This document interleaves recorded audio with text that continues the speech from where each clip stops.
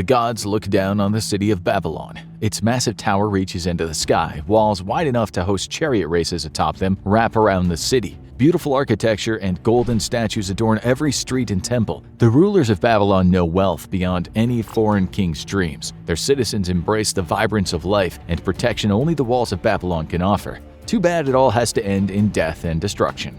It's 2,000 years before the birth of the child that Christians will call Messiah. Sargon of Akkad looks upon a minor port town that sits on the banks of the Euphrates. He has visions of what the village could become. It will never reach that stature in his lifetime, but Babylon will be glorious. The gods will look down on it and know that Sargon of Akkad had a vision that started the small port on a path to glory. It takes around 100 years to transition Babylon into the beginnings of a metropolis. Once this happens, the city becomes known as the Jewel of the Ancient World. Sargon leaves the mortal plane to join the gods in the heavens. King Shar-Kali-Shari is now the ruler of the growing city. He builds 2 large temples to appease the gods. More and more goods travel through his port on their way to and from the farthest reaches of Mesopotamia.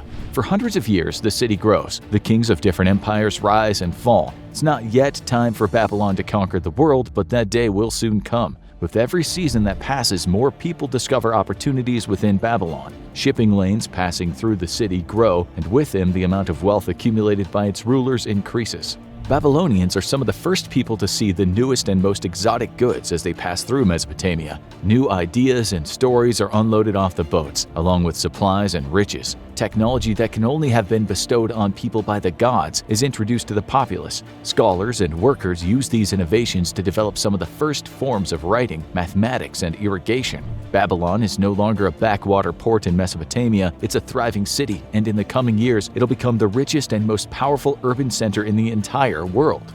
But before Babylon can achieve greatness, it must fail. Before we continue with Babylon, though, we wanted to thank the sponsor of today's video, BetterHelp. BetterHelp is the world's largest therapy service, and it's 100% online. With BetterHelp, you can tap into a network of over 25,000 licensed and experienced therapists who can help you with a wide range of issues. To get started, just answer a few questions about your needs and preferences in therapy. That way, BetterHelp can match you with the right therapist from their network.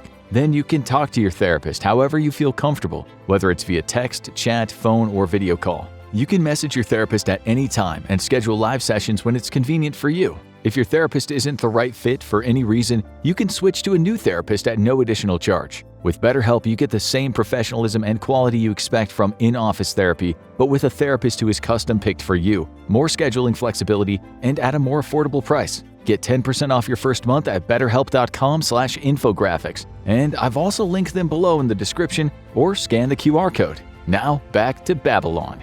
King Sin-Muballit sits atop one of the ziggurats in the middle of Babylon. It's now 1800 years before the god-child will be born in Bethlehem.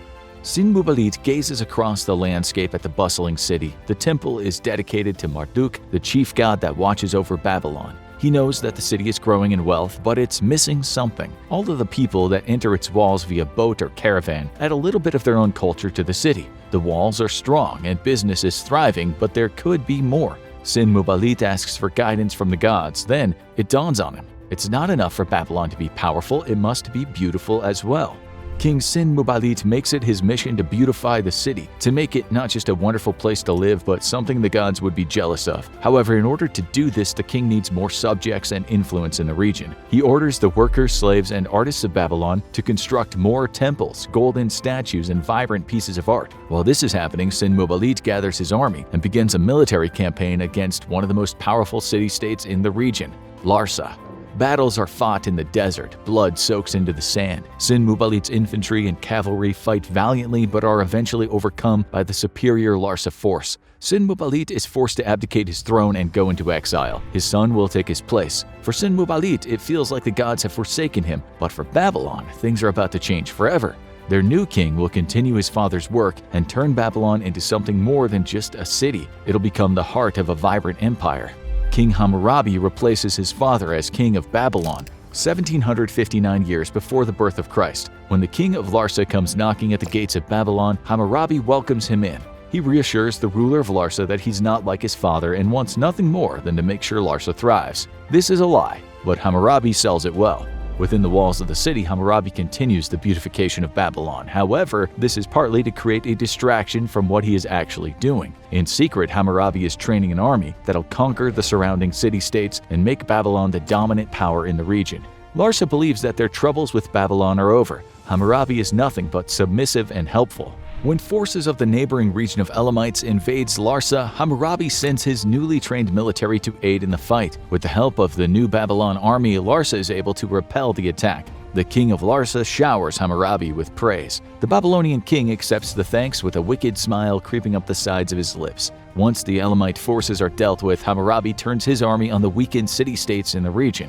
He easily takes Isin and Uruk. Next, Hammurabi forms an alliance with the Lagash and Nippur city-states. He then conquers Larsa completely. With new sources of money and labor flowing into Babylon, Hammurabi grows the city into the most beautiful and powerful settlement the world has ever known. He extends the walls for protection, builds new irrigation channels to support the booming population, and makes administrative changes that will last for centuries. Hammurabi carries out more campaigns to increase Babylon's wealth and sphere of influence. Once new regions are conquered, the king uses his skills as a diplomat to maintain good relations with the other rulers. Public works are commissioned across the city to glorify Babylon and astound visitors. New canals are dug to increase the city's capacity for trade. Everything Hammurabi does increases the wealth and glory of the city.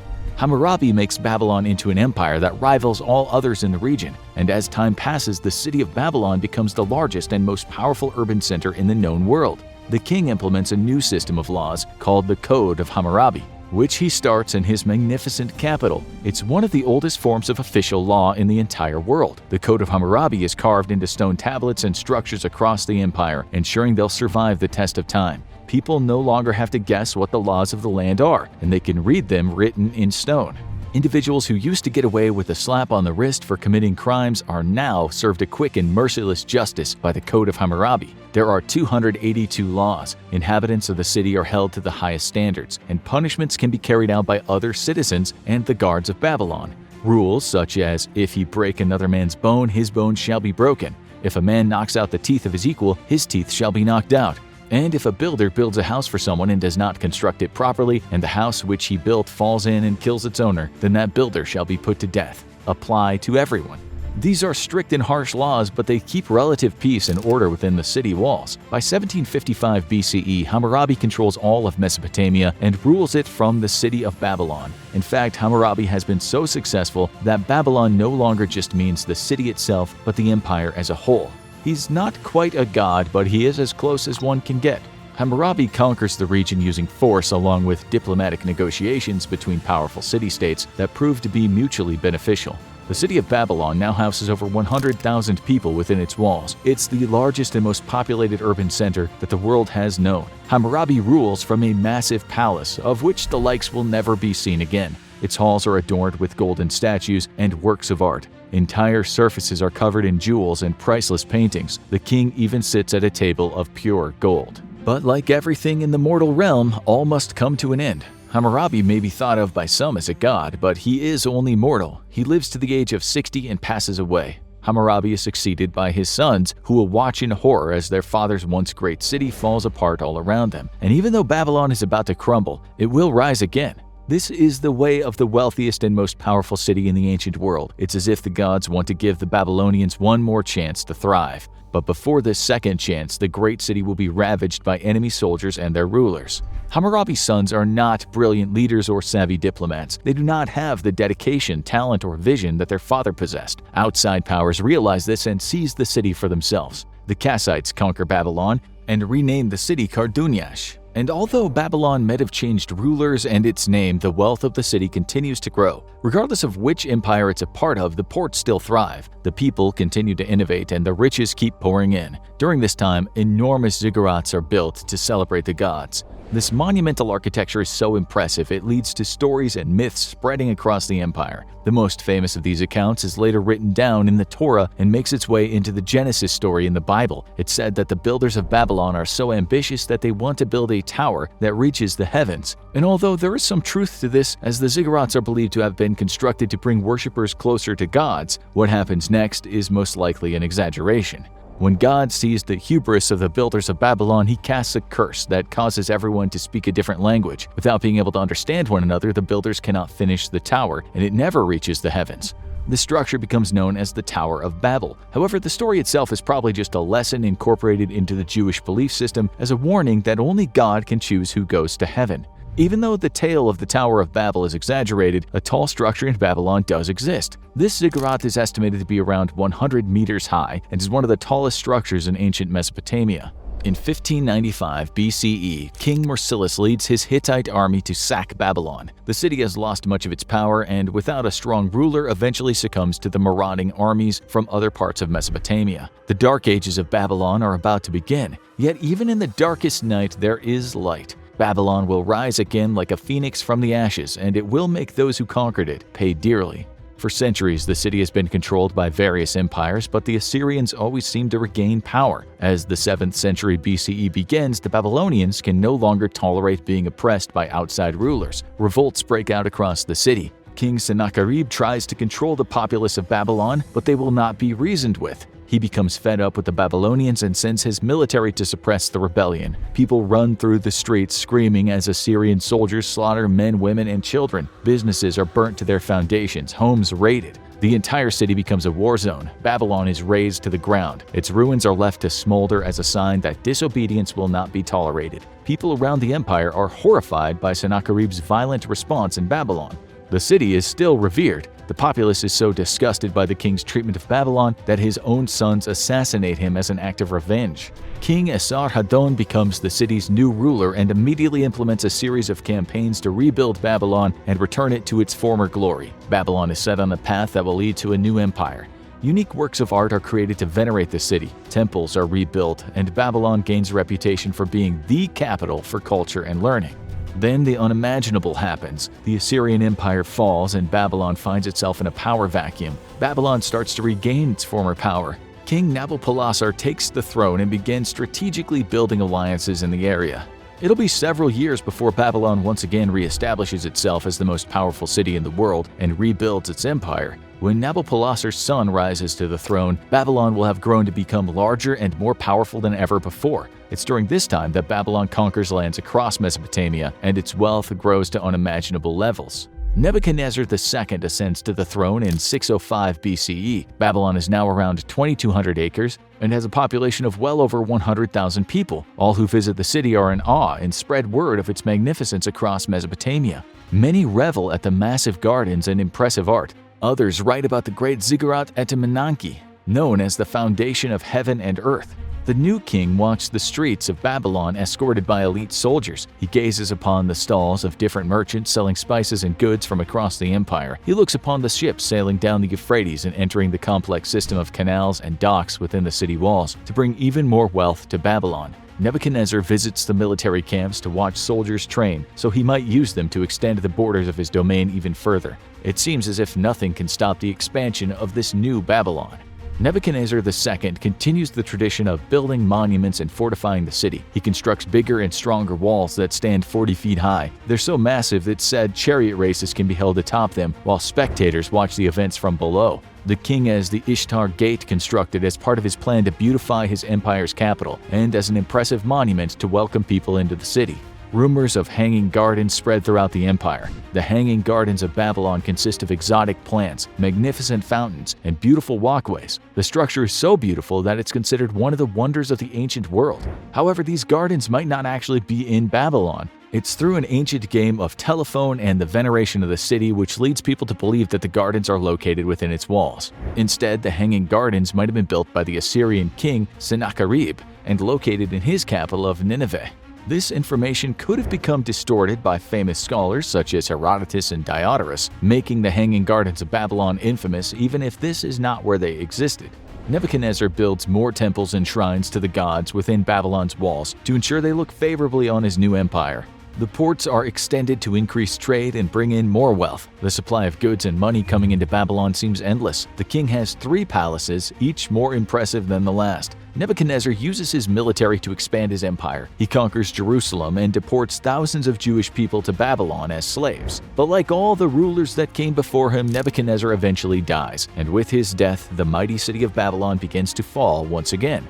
In 539 BCE, Cyrus, the king of Persia, sets his sights on Babylon. The city is still glorious, and the beautification of its structures has continued thanks to its accumulated wealth from trade and tribute coming from within the empire. However, beauty and wealth cannot protect the city from a powerful military of an enemy. Cyrus and his forces approach the fabled city. The king of Persia stares at the massive walls of Babylon. He knows that rulers are weak and their army is smaller than his own. His soldiers are well-trained and ruthless. However, if he attacks Babylon head-on, there's a very good chance his forces will not be able to penetrate the well-fortified city, and he'll lose thousands of men.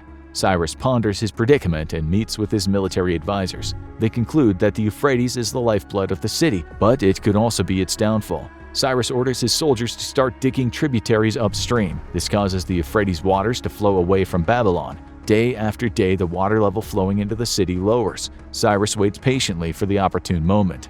His generals test the depth of the water at each sunrise to measure their progress. The timing is perfect. The Babylonians believe they're safe behind the city's impenetrable stone walls. Even with the enemy outside, the Babylonians begin celebrating an important religious festival. There's a great feast. The wine flows freely, and the cities of Babylon have all but forgotten about the Persian army that patiently waits outside their city gates. As the Babylonians continue to celebrate the gods and the magnificence of their city, the Persian army wades into the Euphrates. They march through the water, which has been lowered thanks to the channels dug upstream. The soldiers approach the walls that have stood in their way for so long and slip underneath them undetected. Even the Babylonian guards are distracted by the celebration and do not realize the enemy has begun to move. The Persian soldiers make their way inside the walls of Babylon. They proceed down the streets, silently killing anyone they come across. The Persian forces inside the city open the gates and allow the rest of Cyrus's men to flood in through the opening like a monsoon. The Babylonian soldiers scramble to mount a defense, but it's too late. They can no longer hold the line as more and more Persian soldiers enter the city.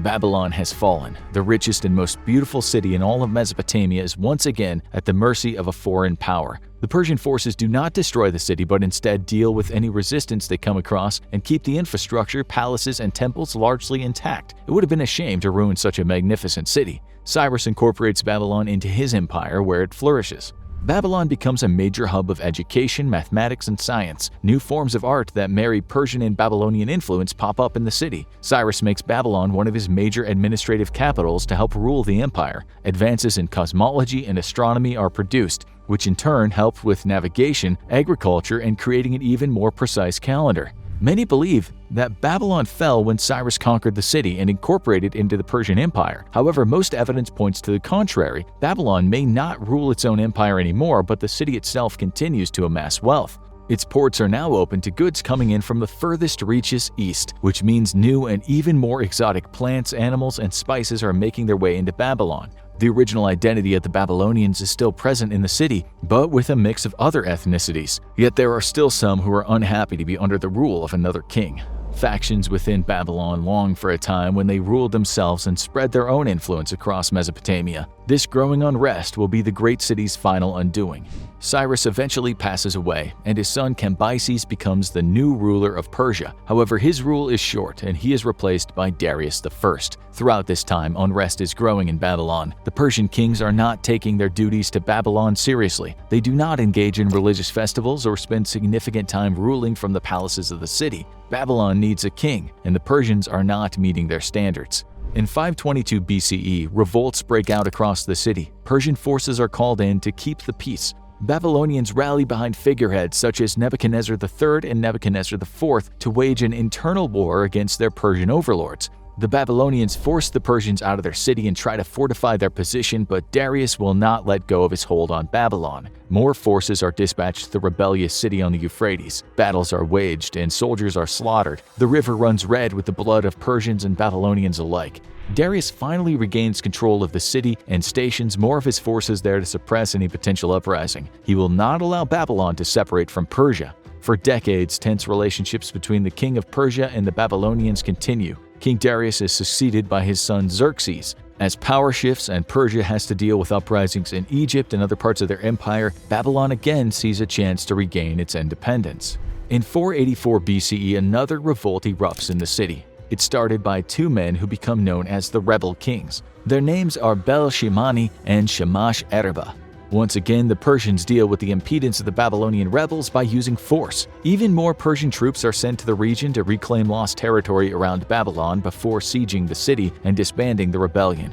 Xerxes is furious. Once Persia regains control of the city, the Persian king strips the temples of their idols, disrupting religious practices. He reorganizes the political structure of Babylon to divide its power even further. This is done to prevent any one person or faction from gaining enough power to start another rebellion. Xerxes requires Babylon to pay heavy retributions to make up for the resources spent on bringing them back into his Persian empire. Under the new form of rule and the harsh sanctions placed on Babylon, the city goes into decline. It no longer has the ability to unify its people using religious idols, a common identity, and stories from its past. Xerxes and future Persian kings destroy the Babylonian spirit. The riches coming into the city are quickly acquired by Persian administrators and sent to Persepolis and other major municipalities throughout the empire. Xerxes and the kings who follow will not make the same mistakes rulers did in the past. Babylon was once a mighty city, and although its importance along the Euphrates is still present, Persian kings will never let it regain dominance out of fear of further rebellion. The rulers of the city are loyal to Persia. The wealth of its ports siphoned by the king. Babylon cannot recover. The richest city in the known world continues to decline. Power shifts in the region, but Babylon continues to fall in prominence. Eventually, it'll collapse, while its structures deteriorate as a result of the sands of time. Now watch Real Reason Ancient Egyptians Went Extinct, or check out Actual Reason Why Spartan Empire Went Extinct.